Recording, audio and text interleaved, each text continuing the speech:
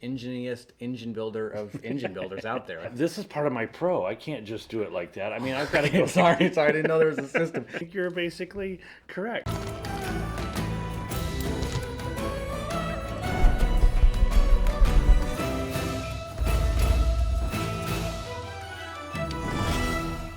Welcome to the Game Garage. My name is Sam. This is Bodie. Hey, we did our name introductions right, again. like we were supposed to. 2 to. videos in a row.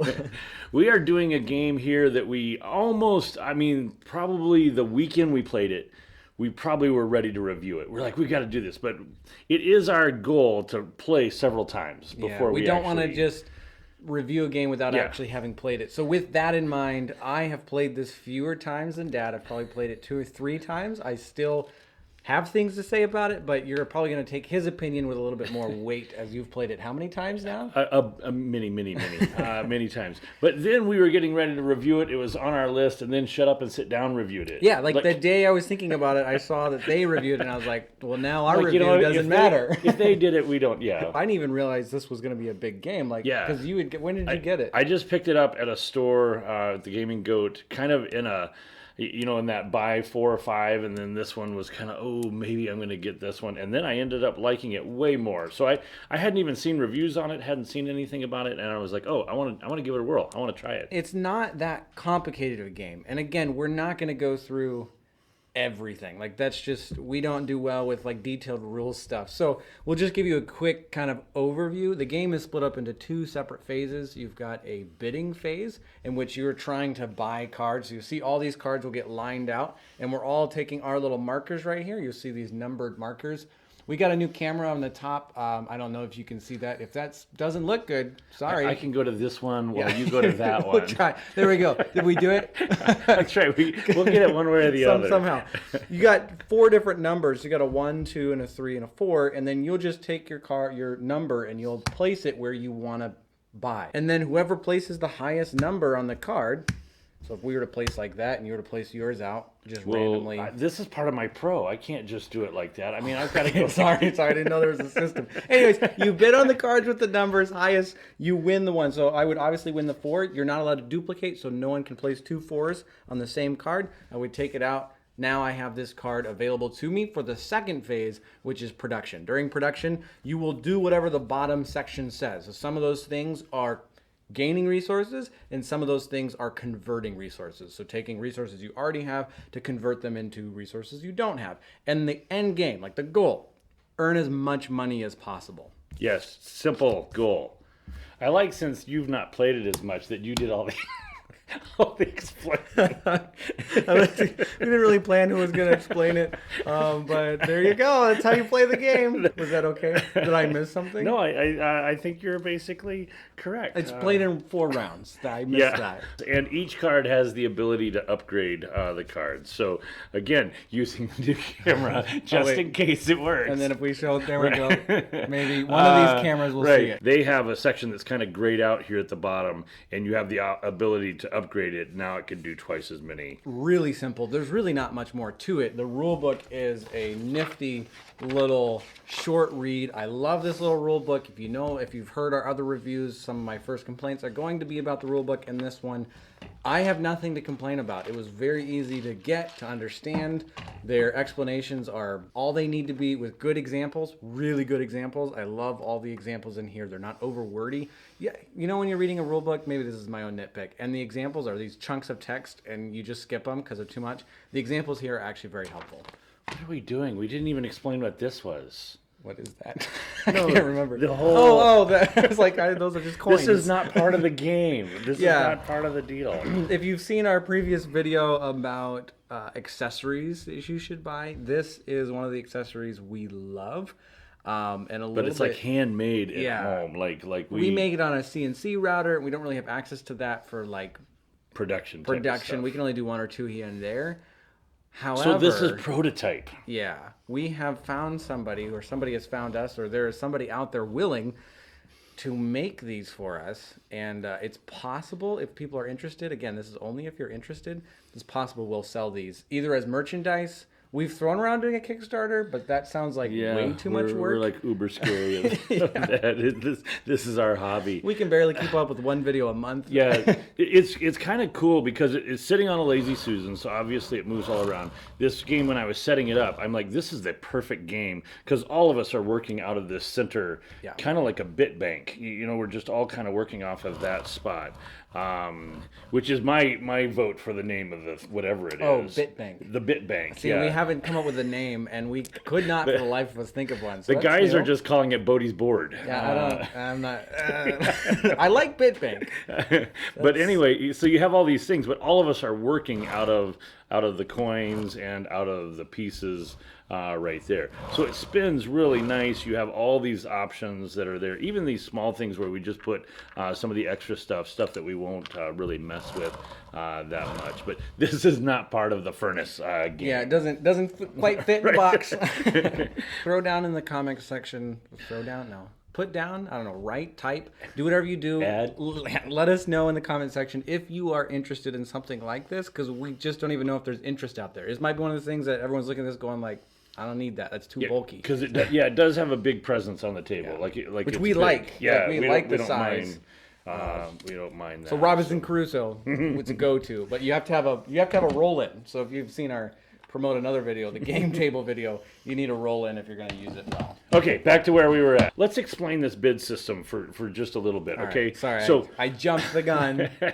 Go ahead. When you start, whoever's the first player, they are able to play their 1, 2, their 3, or their 4. You can't have a second one of your colors on a card, and you can't have 2 of the same number on the card. So I could start off with my 4, and that's going to mean that I win that. I'm just going to win that numbers. Now, to me, here's part of what makes it so cool. This is what I get if I win this card. I would get 2 coal every round, and I could upgrade this card so that iron 4 times could turn into 2 gold or That's coin. victory points. That's what I'm really wanting. So when I bid for this, if I played the 4, I must really want this 2 coal, or I want this iron to turn to gold.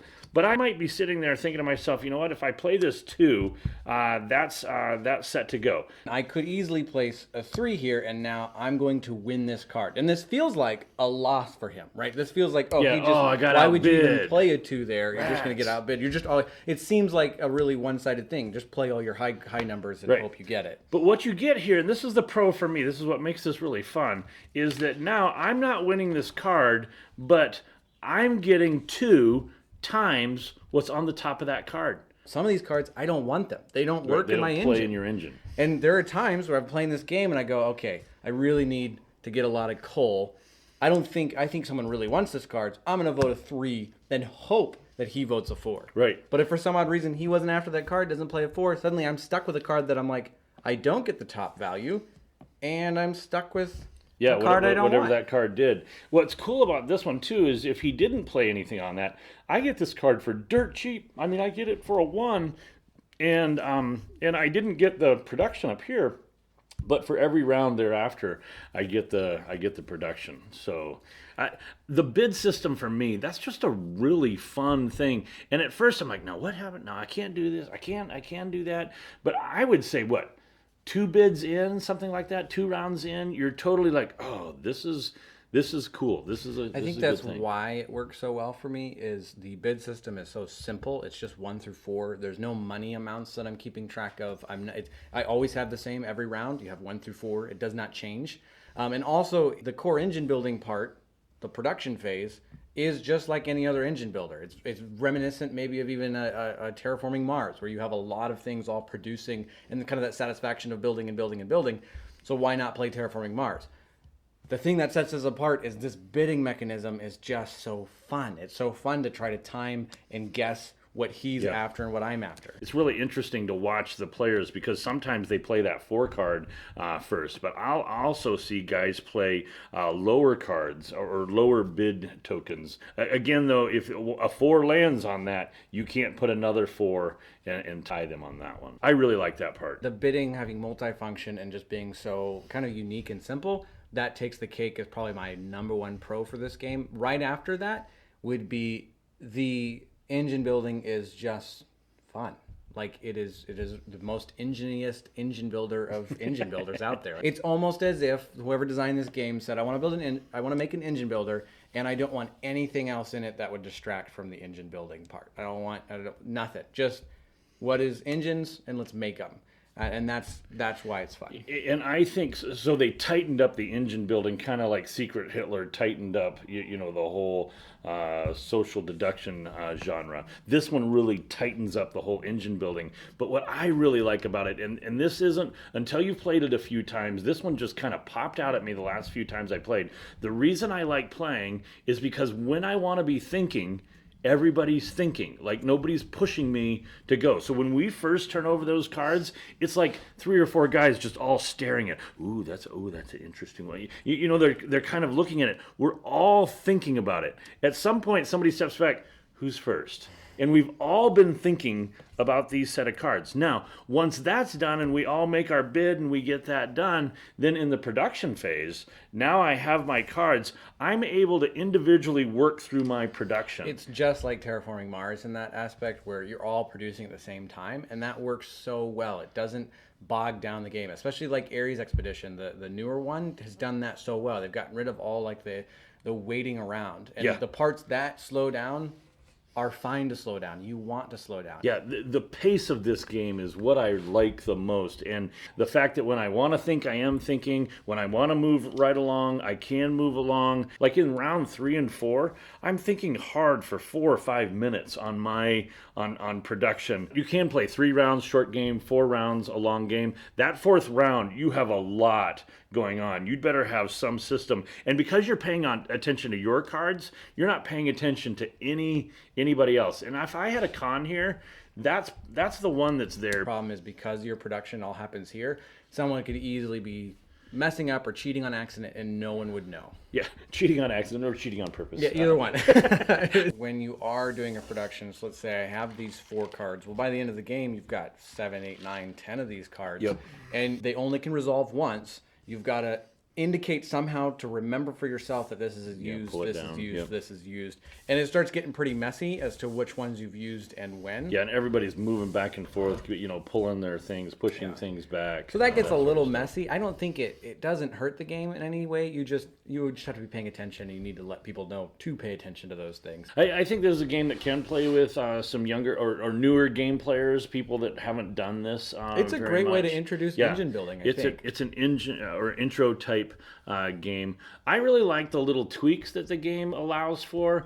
The little capitalist cards, that it's just kind of some asymmetrical player powers. Unless you do a couple of other things, it's like, oh boy, you have an additional 2 card that is considered a disc of your color, and at first you're like, oh, that does a lot, but actually it's just kind of a small little tweak to it. I like that little tweak. I like the idea of only being able to play 3 or 4 rounds. This game never overstays its welcome. Yeah, you always kind of feel like it finishes right when you were having the most fun. Yeah, which is perfect to me. Like, don't overstay, just finish right when I'm like, yeah, that was perfect. Okay, so buy, borrow, bust. Are you ready? He owns it, and I'm actually at the point where I would be interested in buying my own copy. It could, because that was an odd word. Because I would pull it out more often with people that I have over to my house. And I'm not going to go ask him to borrow it just in the middle. It's just one of those things that if it was sitting on the shelf and I had a 30-minute space of time with people over, I would pull it out pretty quick. Even if my friend has it, it's a buy. I'm trying to find out what they're... What are you doing? Oh, there it is, right. 30 to 60 minutes. Yeah, it's in my in my mind, it's really like a 30 to 40 minute game, probably pretty easily. For that reason, it's probably the reason that I have bought this game, and I've actually given away a couple of them, because it's the type of game that the guy who's a pretty big game player, it can be a light game for him. And for the guy who's like, no, what, man, you have a lot of games. Yeah. Know that look somebody gives you when they see your wall of games, and they're like, you're crazy. Like, what are you doing? I was speaking to a bunch of junior hires, and I'm like, so I like board games. And this kid in the front row, yeah, Monopoly. And I'm like, Oh, I wasn't thinking that one. Not quite. Right. Uno! This is the game right here. I played Uno Flip this week. Did you have fun? I was all right. I It was heard okay. that it's quick. This game for me is like the deep game for somebody who's never played. Yeah. It's like the light game for the guy who plays quite a bit. It's got just a nice, quick, easy theme, quick explain, and so for that reason, this game ends up getting on the table way more than I would think. And it's the game that someone is many times looking at like, this one's fun. How much is that one? You know, so it's the one I see guys buy. It's a crowd pleaser, and it almost feels like it could become a classic. And maybe I'm attributing more to it than is true, but it's just so well done and simple and has such mass appeal to a lot of people that I have a feeling Furnace will stick around for a long time. Yeah, it's a good game. It's a solid one. So for me, solid buy. Solid buy.